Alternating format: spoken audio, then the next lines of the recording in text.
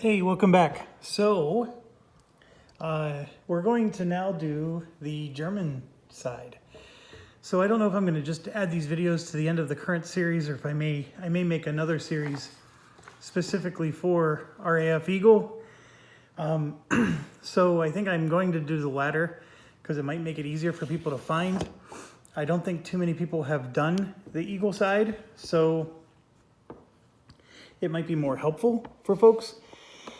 So, okay, so with that said, if you are new to the series, you may benefit from just watching the other side just to get some basics, but I don't think you're going to struggle too much. Okay, so the setup for this game is very similar to the RAF side.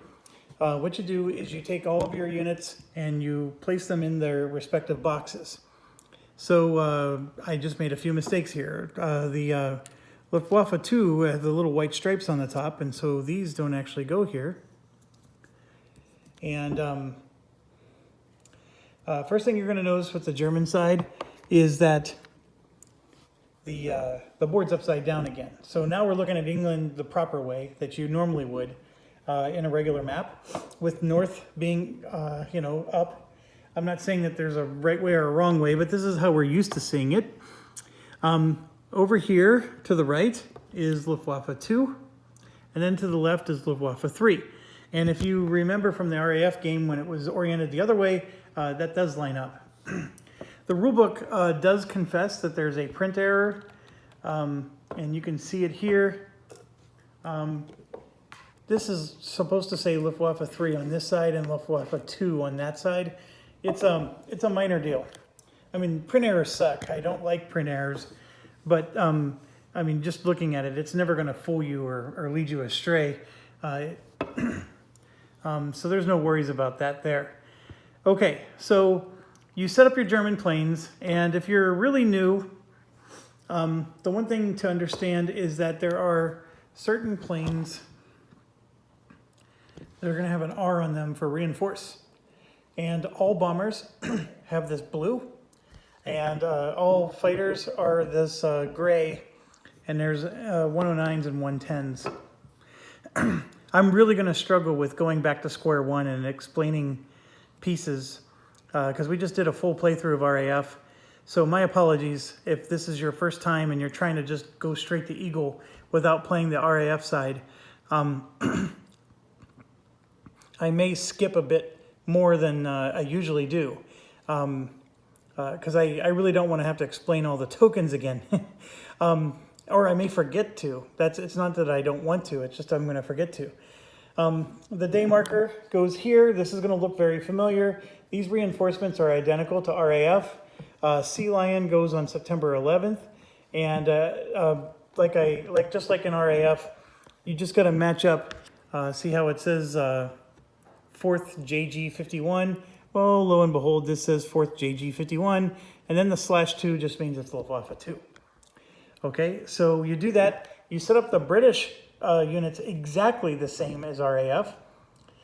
So they are all in their the same spaces. The only difference is you need to make a cup, and these are all the British reinforcements. Again, the reinforcements are easy to identify because they have an R on the bottom left. So we need to have a cup. We're going to be drawing from that cup, and then you need a second cup. So when we start doing our raids, we're going to be creating a pool of fighters that are going to be responding to the raid, and we got to use a second cup for that. So just set that aside for now. It's empty for now. The weather markers are in the game. You're going to need these markers. These were not used in RAF. You're definitely going to need those. You need your time marker, and it starts at 600, although that might change. Your victory point starts at 0 plus for the British. The replacement point track is here. So the fighter replacements is on 11. Hurricane and level bomber replacements are on 9. The experienced pilots for the British and the Spitfire points are both on 7. And then we have a Luftwaffe depletion that's on 0. The priority markers are there in the priority table, and you can see cities and industry are low priority, airfield is medium, ports and radar are high, and that's identical to RAF if you were curious. The detection marker goes with the detection track, so that should look familiar, and that's it. Now, this was quite time consuming to set up because sorting all these little markers is not easy, but that's pretty much it in a nutshell. We need to use the event deck. Here, let me pick up the camera. The event deck is going to be used just like RAF. The target deck is going to be used just like RAF. And then now we just added a strategy card deck. That's new for Eagle. And then for, I keep saying RAF, but I should be saying Lion. The day cards are still used for Lion. The cripple card, the radar cripple card is not needed. So you can toss that. And then I think they said there's 29 cards that are not used. I did count them. So the RAF, the force card is only used for Lion. So this whole deck is gone. And then there's certain cards that are just out for now. There's the terror deck. That's these ones, 60 through, I don't know. It's in the rule book, not very hard. It'll tell you which ones to take out. And then 35 through 40 something is these cards. Now, I'm keeping them separate because these come into the game for one reason, and it's just like Lion. It's the exact same rules as Lion. So I'm just keeping them separate, and then the terror deck is its own deck. They both come into the game through different mechanisms, so I'm keeping them separate because that's just going to make it easier. If you don't have them separated, don't panic. It's not a big deal. But if you count all of these, and the few event cards that they told you to take out, that will get you to 29 cards. And these event cards are related to this particular deck. But, anyways, if you add them all up, you'll have 29 cards taken out of your deck. Okay? All right. And the setup is just right after the rule book. Oh, let's look it up. If you're curious about the setup and any of the things I just blew through real quick, it's very easy to follow, and it starts up in section 3 on page 7. Okay, so in a nutshell, what's different? To be quite honest, a lot of it is identical. The way the days work, the reinforcements, all identical. The way replacements work, so like if a plane takes heavy damage or light damage, the way you repair it and have to spend replacement points, the way the Luftwaffe depletion track goes up, all of it is identical, okay? The areas that change is we're going to get to decide where we're going to raid, so that's a huge change, of course. And then there's a whole AI in place for the British to figure out how they're going to respond to you. So that's a very major change. And in fact, when you're making the transition from Lion to Eagle, that's going to be your largest learning curve. So I actually spent 2.5 hours going through it, but I wanted to make sure I understood it because I'm always nervous about my videos. I get rules wrong all the time, but I actually really do try not to get them wrong. So anyways, I know that's a funny story. So anyways, that's where the biggest change is. Okay, so what's my first impression so far without ever playing this? The AI response actually seems legit. The way the British want to respond seems legit. If you remember when we play as Lion, you get to put all of your planes on patrol. And you'll notice that in this game, there's no patrol markers, or there's no spot on the board for patrol. So part of the strategy on the British side is when you go on patrol, you can move from one sector to the adjacent sector. This game simulates all of that through the cards, and it's actually quite brilliant. So the good news there is you never have to mess around with, the planes moving from one sector to another.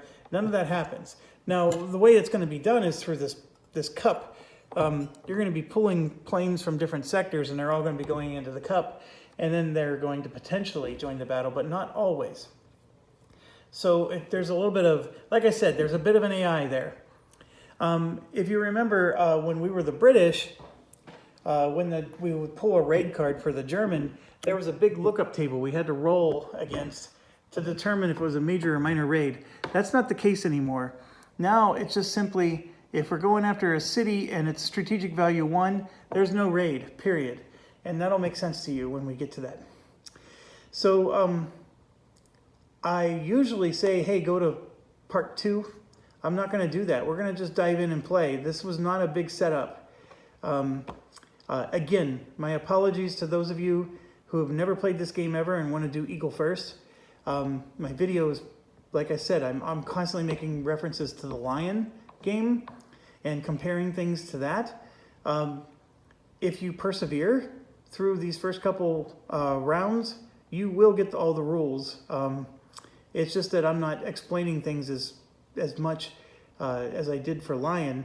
And then for those of you who think I'm long-winded like Rado, this is going to be like the best video series you've ever experienced.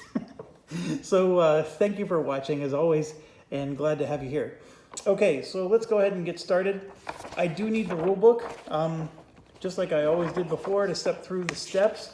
The steps are listed here, but just like on the other side, it doesn't have any reference to which page in the rule book you go to, so it's crap. Don't like it at all, and yeah, the whole thing is crap. Now, the one thing though, what was I going to say? I lost my thought. I'll come back to it later. Okay, let's do our steps. So just like in Lion, it's the same 4 steps. You have daily planning, raid, airfield operations, and calendar update. Okay. Just like in Lion, our fighters are going to be able to participate, and then they go +3 or +4 onto the time clock, and then they're actually going to be available to us again. But that'll all make more sense as we get going. One other thing, the rule book flat out says that this is a complete game if you play with the advanced rules. So the fact that we played Lion without the advanced rules, technically speaking, and I did verify, the rule book says it there as well, that the complete game is with the advanced rules. So I shortchanged the game maybe. You know, I was talking about how maybe it was a bit too easy. Well, I didn't play it with the advanced rules. So, you know, there's a part of me that's like, well, I didn't give that a fair shake. So I did read the advanced rules for this. I was very tempted to try to get it in, but once again, I'm not doing it. The advanced rules are, for both Lion and this, much more intricate. And maybe not more intricate than this, but it's almost like so like the amount of hours it takes you to learn these rules, it's going to take you just as much to learn the advanced rules. And the advanced rules has a lot more sequencing, a lot more do this, then that, a lot more exceptions. So in other words, it has a lot more opportunities to screw things up from a rules perspective. So I'm just, you know, I'm knowing myself and who I am. We're not going to do that. I mean, maybe later, but not right now. Okay, so first step is night raid, which would be optional. And that's, like I said, none of the optional or advanced rules are being used. Second one is German strategy draw. We don't do that today. Today is August 11th, so we skipped the first day. I don't know why it doesn't just say that, but that's what happens, is we skip the first day, and the strategy draw is going to be based on your victory points. And this is something new for the Lion folks, is there's a little chart here. So if there's negative victory points, which is good for us, we want negative victory points. Positive means the AI that British is winning. So for us, the negative victory points is if we have -4, if we have negative 17 points, we get to draw 4 German strategy cards. If it's positive 17 points, we get to draw 2.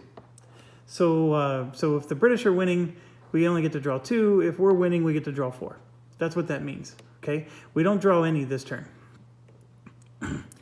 Okay, so I just realized, what's the goal of the game?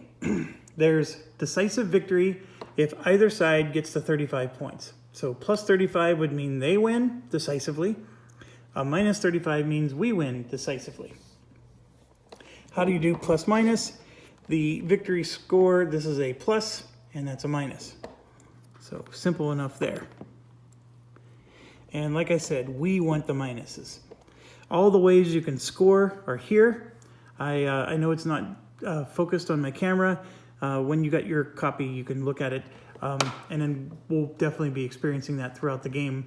I didn't want to go through all that right now. Okay, so the other way to win is Operation Sea Lion, which doesn't happen until September 11th. And if this game's as long as the other game was, and the rulebook says that it's actually 2 hours longer, we're not going to see this within the first 16 of our videos. It's going to be a long, long time. Okay, so let's keep going. So we don't do German strategy drill yet. We will tomorrow. Raid target selection. So here's, this is where a lot of new stuff is kicking in. We're going to draw 10 target cards, and then we select those cards. We check them to see if they're valid. I'll explain that in a second.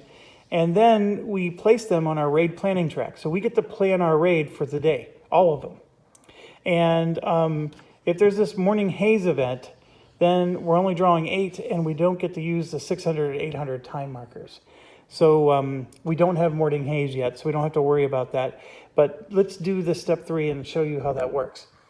So we come over here to our target deck, and if you remember, this was a big deal. Like, we needed our British radar to see these and all that stuff. Now we just go 1, 2, 3, 4, 5, 6, 7, 8, 9, 10. Okay, we draw 10 of them. All right. Next thing we want to do is we're going to have to pay attention to this part. So remember, city and industry are minor, airfield are medium, and ports and radar are our priority targets. Okay, so the next step you have to do is, so this is a medium, medium, priority, medium, medium, medium. I'm just looking at the target right now. Priority, low, and priority. Okay, so as you can see, the priorities are majors and minor. I'm sorry, let me show you the chart again. For the medium, if it's a strategic value of 1, it's a no raid.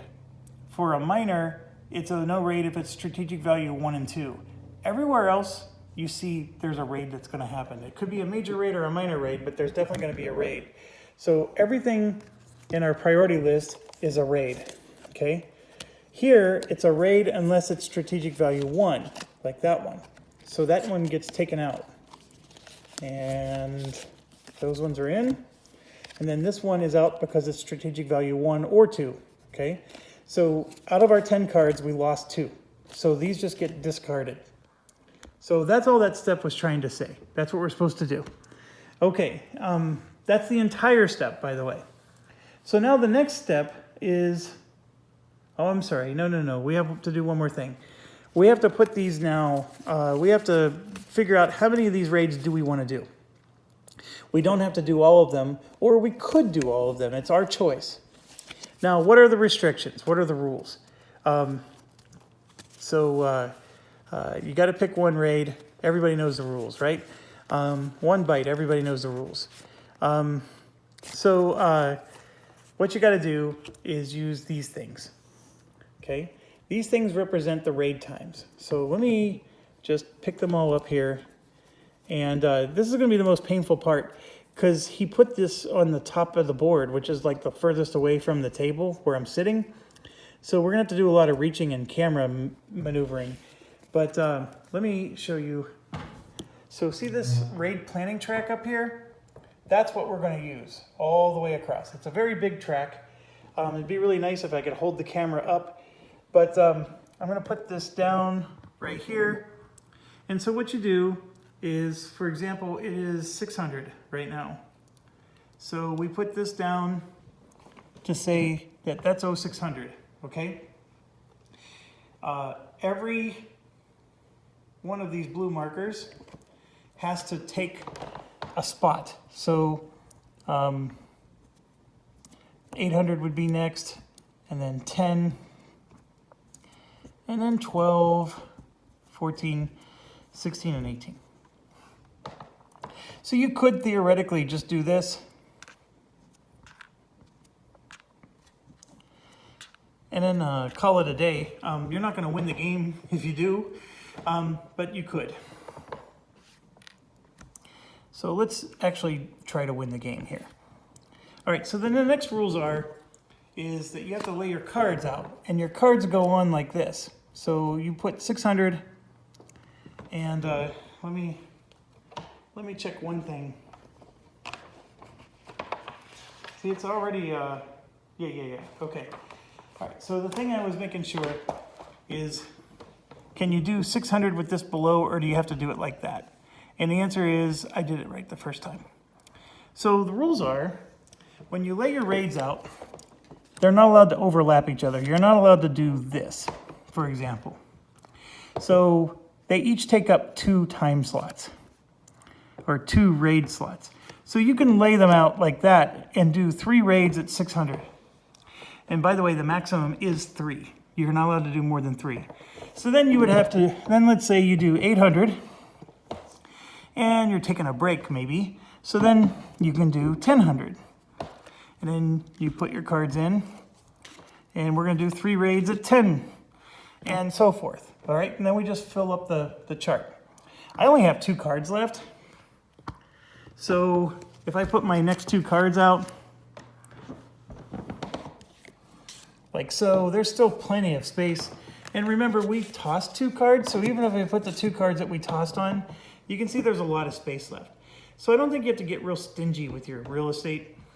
You lay it out however you want. You can do 0 raids on a particular time, like that 8 o'clock there was 0 raids at 8 o'clock, or you can do up to 3, like we did there at 6 o'clock, okay?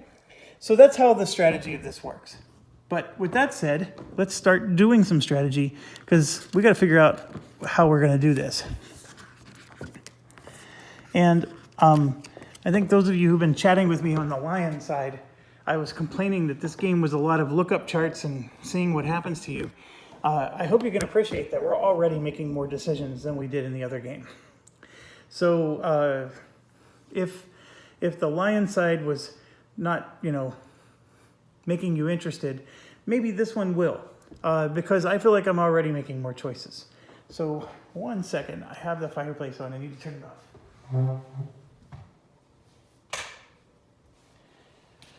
Okay.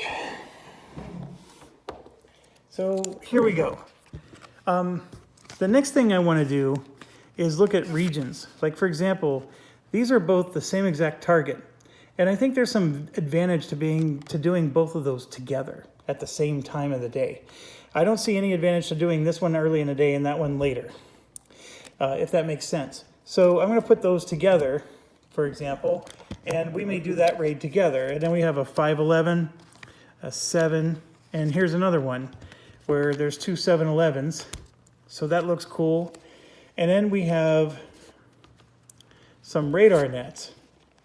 So radar net 3 and 4, let's look at those. Do any of these use radar nets 3 and 4? So here you can see it's 6 and 7. This one uses 6 and 7, and this one uses 4 and 5, okay, Big and Hill. So I probably want to go after radar net 4 before I go after the Big and Hills, right? I want to damage the radar and then do these. That's where, I'm trying to make some connections here, right? So those 3 can go together. And by the way, let's say we do all 3 of these in the same exact time slot, you pick the order that you resolve them. And it doesn't have to be the order you put them on the track. You can do them in any order you want. So I could actually bundle these 3 together and do those as a package if I want. Or I can do this one in the morning and then do these 2 in the afternoon. Because once you damage the radar, you damage the radar. Those are my thoughts. And then the other thing is we may want to just damage 2 radars, even though we verified that this radar doesn't really do much for us. Damage them first thing in the morning, and that makes the rest of the raids maybe a little bit better. We know for sure it's only going to make the Big and Hill one, but maybe, when we look at the modifiers, you're going to see there's other modifiers.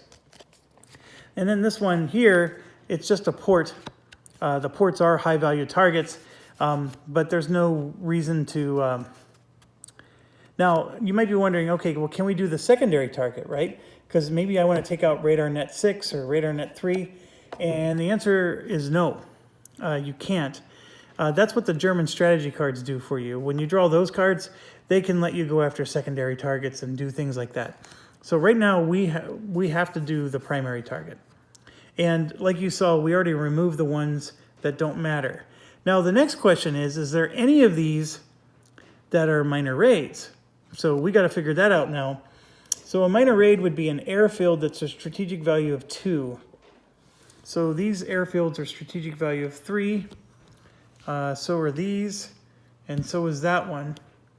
So the answer is no, because these are all high strategic value. And but if they're, hold on, if they're strategic value 1, then they would be a minor raid as well. So there's no minor raids in any of this. It's all major for us. Okay, so I think at 600, first thing in the morning, we should go after the radars. What do you think? I think we should go after the radars right away. Why not? And since this is at 111, I'm going to go after the port that's also at 111. Because then I'm bundling again. I think that sounds like a good move. So let's do all 3 of these at 600.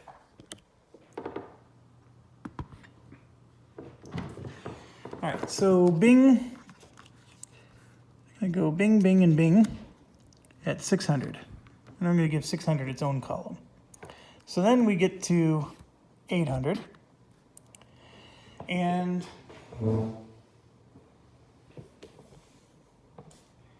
I think we only want to do 1 at 800. Because remember, we're going to be sending all of our planes, and our fighters are going to need to land and recharge, right? So they may have to skip 3. So this would be 1, that would be 2, that would be 3, and then this would be 4. So then there would be 2 more left, right? So with these final 2, we're going to do Hornchurch at 1600, and then at 1800, end of the day, we'll do Biggin Hill. How does that look? Let me zoom out for you here. So we're going to do 3 in the morning, the radars in the port, and then 1 more that just doesn't really fit anywhere. Then we're going to take a break and let all of our fighters come back and refuel. So we have all of our fighters back. And then we're going to hit 2 sets of 2 in the afternoon. How does that sound? I think that's good.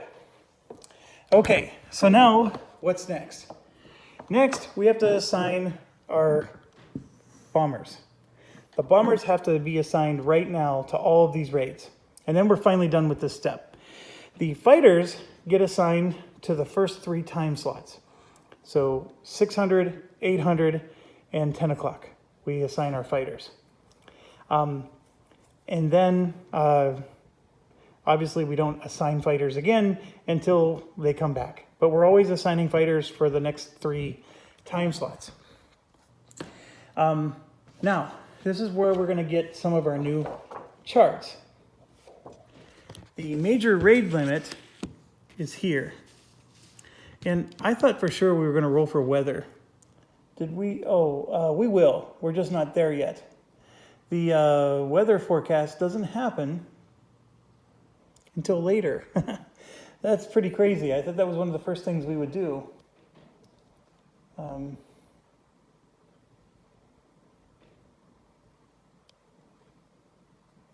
Yeah, we don't know the weather yet when we do this. Okay, so there's a major raid limit. So we're doing 8 raids today. Okay, we drew 10 cards. We had to discard 2. We're doing 8 raids. So that means our maximum raid size is 10 planes. That's extremely important for you to understand. And then, of course, it changes a little bit once we have depletion levels, which we don't want. So we can only do 10 planes per raid. And you might be thinking, okay, well, let's just put 10 bombers on this one. And it's not that easy. I want to warn you also that there's this little table that basically is a screw you table where you roll a die, and if it matches your condition, you're going to have planes damaged or just flat out leave the raid because you weren't able to rendezvous. So this isn't just an annoying thing. There's nothing here that helps us, ever. This is 100% just make your life miserable, this thing, okay? And then after, see, things are written in a lot of places on this. There's the charts, they're written here. They're also written somewhere else. Excuse me. We have to, I know what I'm looking for. So here's the thing. You have to have so many planes in a channel patrol for every plane that's in the bomber box, and that's what I'm looking for right now. I know that's written somewhere. You can see I already hand wrote something from the rules that wasn't written on a chart.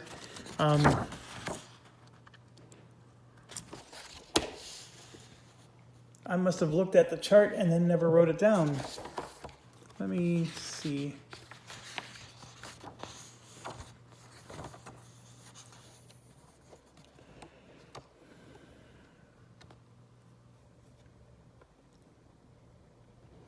Okay, so here's the rules. ME-109s that are beyond range can't participate unless they're channel patrol. I'm just doing a real quick check. We have a yes for everything.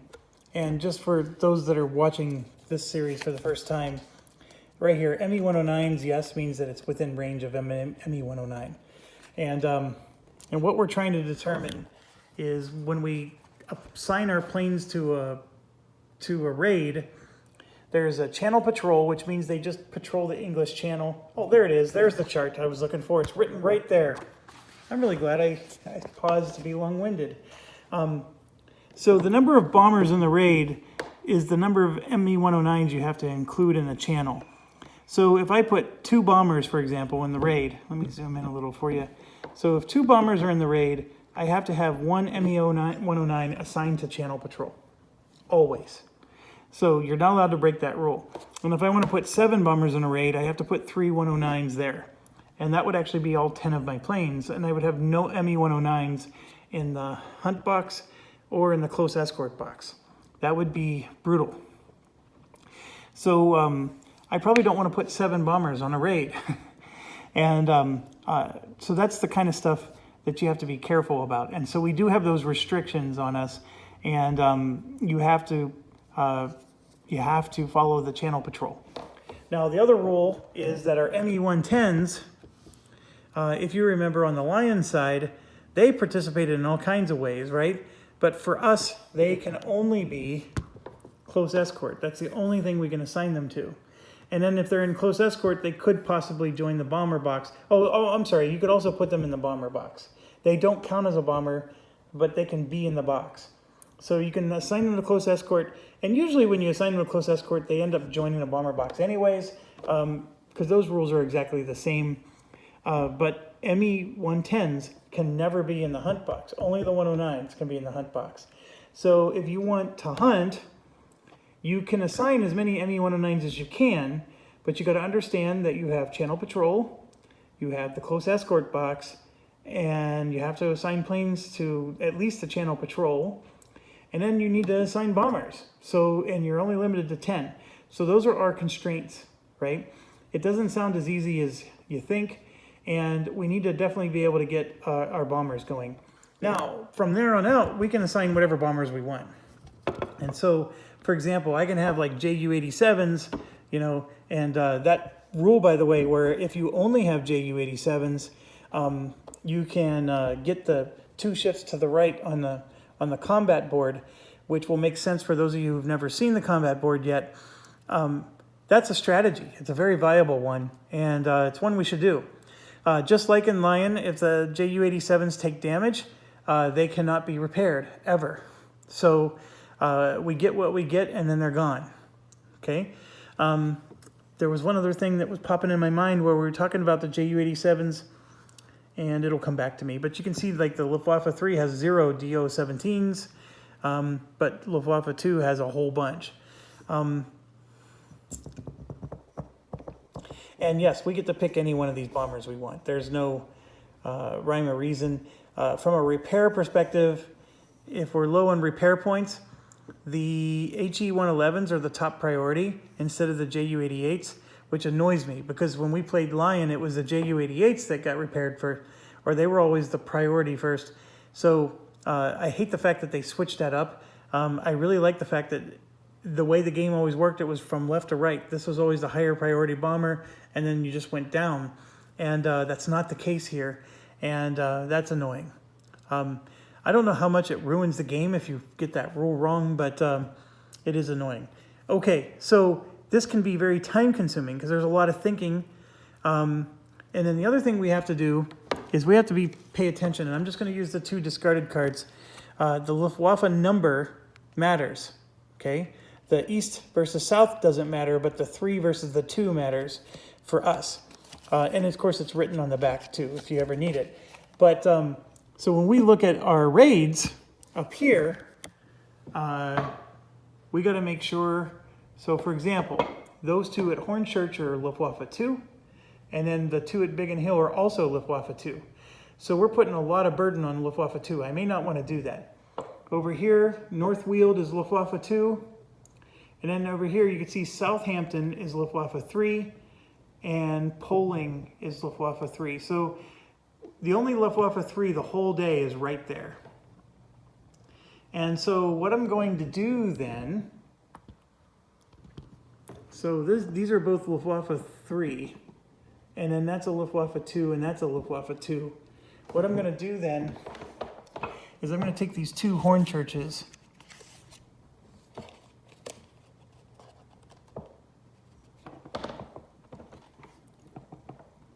and put them at 8 o'clock.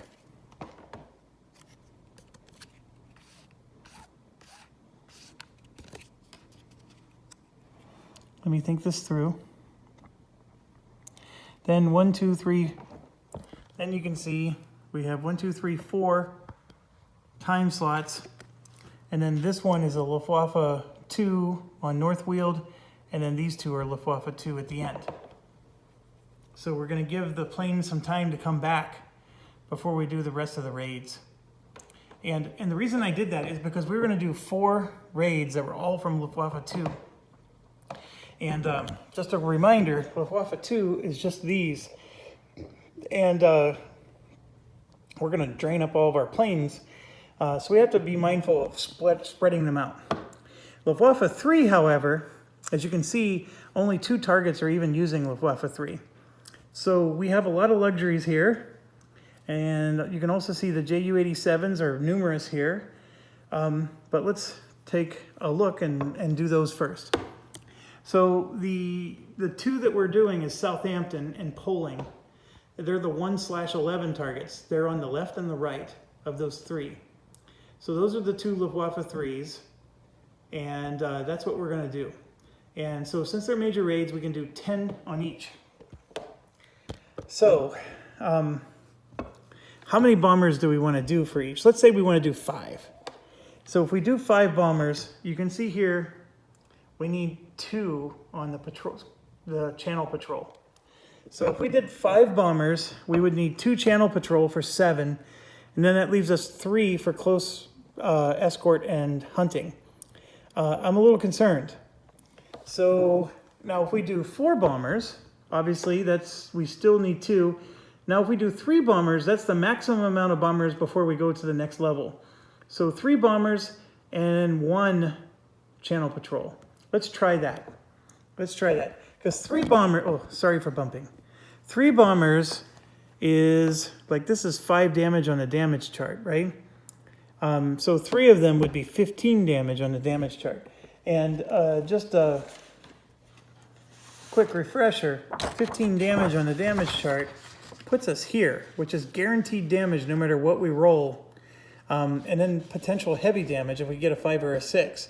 And it's not that much better if you move right. I mean, it definitely gets better, but you got to go significantly higher. Okay? But if we get shifts to the right and stuff, bonuses like that, that's pretty good. So I think 15 is a fair amount of damage. Obviously, the JU-87s are a lower number, but they still shift. We can worry about those later. And they all do 5 damage. I'm looking at the HE-111s. They do 5 damage, and so do the JU-88s.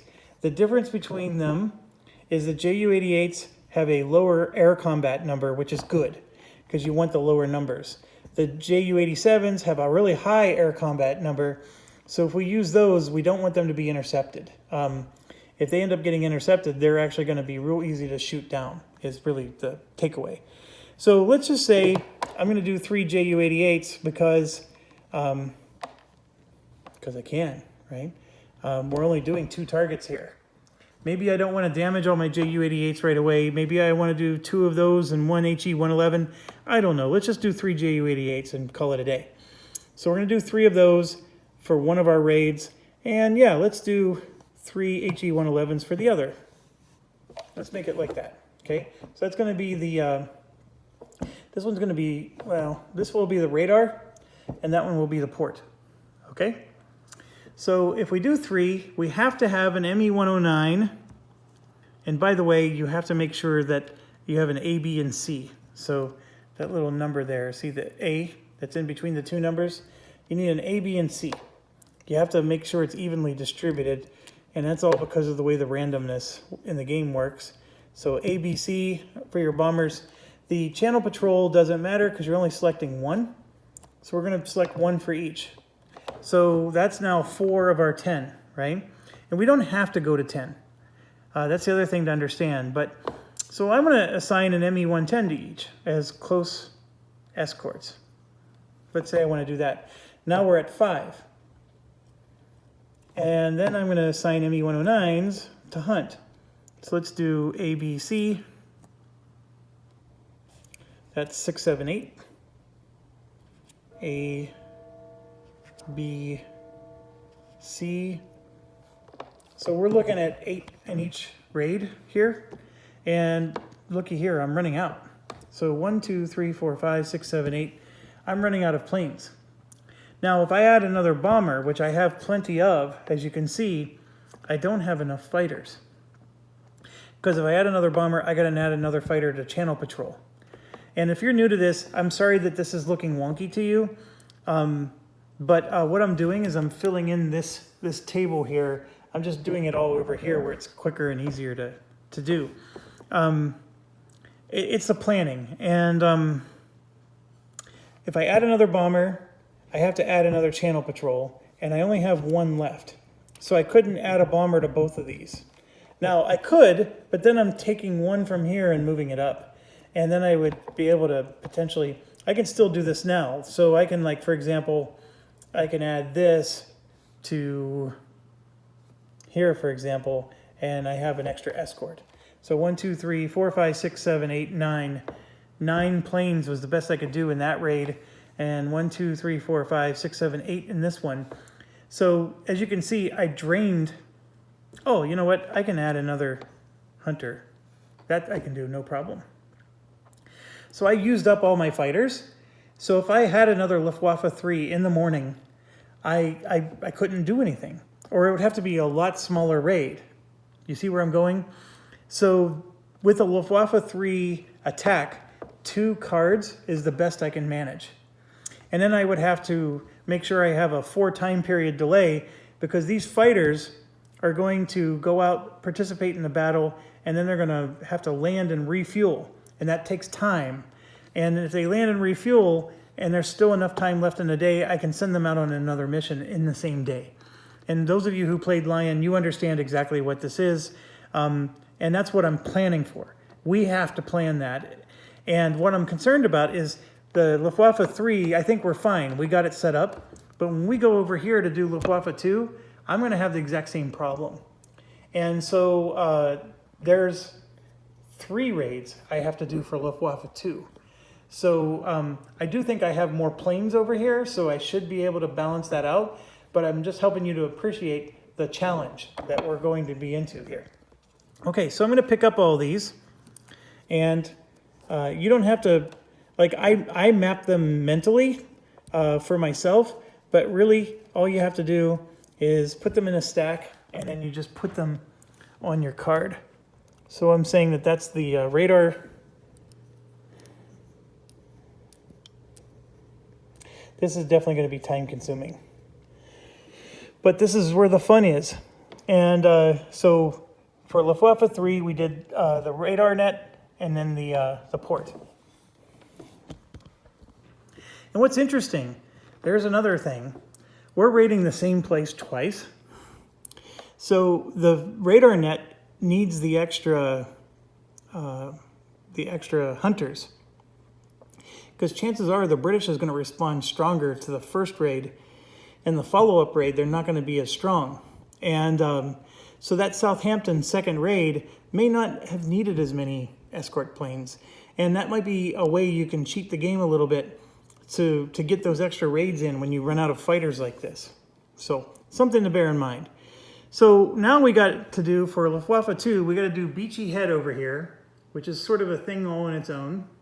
And then we have these two, which are the phenomenon we just finished talking about. So let's start off with the same idea.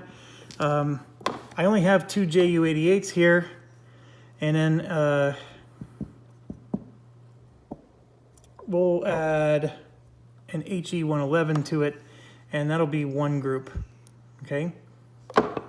And then see here, these are only 4 damage bombs, so you need a little bit more bombers for these, so that's interesting. But I'm going to go ahead and do 1, 2, 3 for the next one. And then this one is the radar guy. And the radar guy I'm not as concerned about, so I'm going to use the lower effectiveness bombers. They're pretty good though in air-to-air combat. They have a 5 value, so they're harder to shoot down, but they don't do as much bomb damage. So they're like a little bit of a hybrid plane. All right, so I don't know, maybe I should just be putting them on here just to save some time, because this is definitely becoming time consuming. So what I'm saying is for Hornchurch, we're going to have 3 bombers go up against Hornchurch, and then 3 more bombers hitting Hornchurch immediately after. And then we're going to use these 3 cheaper bombers to go against the radar. So that's the idea, okay? So with 3 bombers, we have to have 1 channel patrol.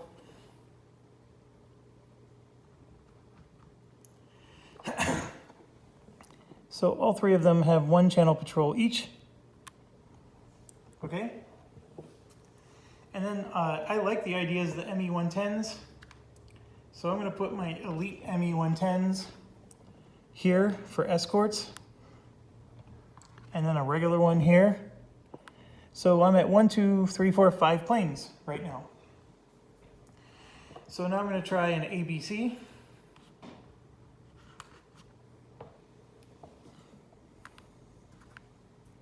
Here's an ABC.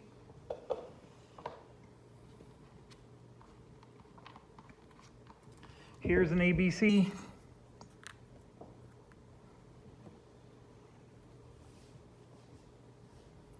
And I have enough for another ABC. So you can see here, like I was telling you, Luftwaffe 2 has slightly more planes. And so I was able to fully do that. So now I'm at 3, 4, 5, 6, 7, 8. So I have 8 for each. I can add 2 more. So what I'm going to do is I'm going to add an ME-109 to the Hunt and an ME-110 to escort. And I'm doing that for both. It's working out perfectly. Like I have 1 extra ME-110. And so now I should have 1, 2, 3, 4, 5, 6, 7, 8, 9, 10. So I have 3 full sets of 10. So then the idea here is that I'm going to go 1, 2, 3, 4 and get all my fighters back, and then I can use them to finish up that set of raids. But I do have to commit my bombers right now. So North Weald is an airport all by itself. It's not a super value target for us, so I'm going to send 1, 2, 3 of these against North Weald. And then for the Biggin Hill, I'm going to send 3 HE-111s, and then 2 Ju-87s in the second one. So we're going to have less bombers on that last one. So why am I doing that? Well, I mean, I could have sent this along with 2 of the weaker ones. It would have probably come out fine, but the Ju-87s, like I said, they have a special rule that if they're the only bomber type involved and you have none of the other ones with them, they get to automatically shift 2 columns to the right, which is pretty powerful. But we have to protect them. You got to have good Air Force to protect them. And so what I'm going to do is that's going to be my follow-up raid. So I'm hoping that the first raid sucks in all the British airplanes, and then the second raid won't be as heavily defended. That's the idea. That's my logic with this as a person who's never played this Eagle game before. But man, oh man, did we just make a lot of choices. Yes, we did. I would say I made as many choices in just this first turn as I did the entire Lion game. And I know I'm using probably some hyperbole and exaggeration there. But it feels like I just made a lot more choices. So if those of you who are watching this, I know one of you in particular was commenting about this exact issue. I'm not saying that you're going to like it. I'm just saying you're definitely getting more choices here. Okay, so let's get back to the regularly scheduled program. That took a long time. I think it'll go a little bit quicker because you see a formula I'm already creating, and we're just going to be mixing with that formula from here on out. Okay, so the German fighter assignment, we did that one as well. And here you can see it's for the first 3 time segments. Already done. Night patrol assignment, which is optional. Then repair. Obviously, that's the British repairing. And then time of day and weather. So place the clock marker in the earliest space to which we have a raid, which we do right at 8 o'clock, or 6 o'clock, I mean. So that's done. And then we got to roll for weather. So I rolled a 6. Now, the last board had a weather chart on it, which was actually quite nice. But I did notice that there is a weather table on one of these player aids.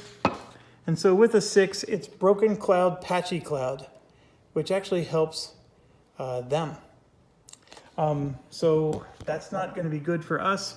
I think it does reduce their ability to intercept us, though. Broken cloud, patchy cloud, and then I got to make sure it's the other way around. It's 2 is the broken cloud, 3 is the patchy cloud. Okay, so weather is done. Now we're in the raid phase. So first thing we do is raid force deployment. We select the card. So as you know, there's 3 cards there. We get to pick which one we want to do first, and then we do raid force deployment. And this is the raid that will be executed right now. And then we go through all this, and then we go to the next one, and then the next one, and then, and only then, are we going to go to airfield operations afterwards. So I'm going to select the one that's not related. So the Luftwaffe 2 target. And so we're going to go after this guy right here. So what I'm going to do is pick this guy up, and we're going to put him over our key. This is like a perfect spot to put him. We don't need the key. Okay, so we're going to put that there, and then what we do is we take our bombers, and they go in the bomber track.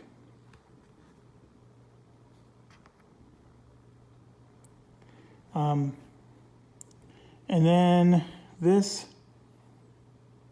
was the channel patrol. So it goes into the channel patrol track. And then we said we were going to put 1, 2, 3, 4 on the hunt track. So the hunt track is looking to take out their fighters, right? And then we have 2 of them that are going to be close escorts here. And so what they're going to do is they're escorting our bombers, and they will assist our bombers in case any of the German squadrons start attacking our bombers. And if nobody attacks our bombers, they actually come down and they help out with the bombing by strafing. And they actually have like a small strafe value that they add to it. So that's our situation. So we know what we're doing. And here's our card if we ever need to reference it. So now is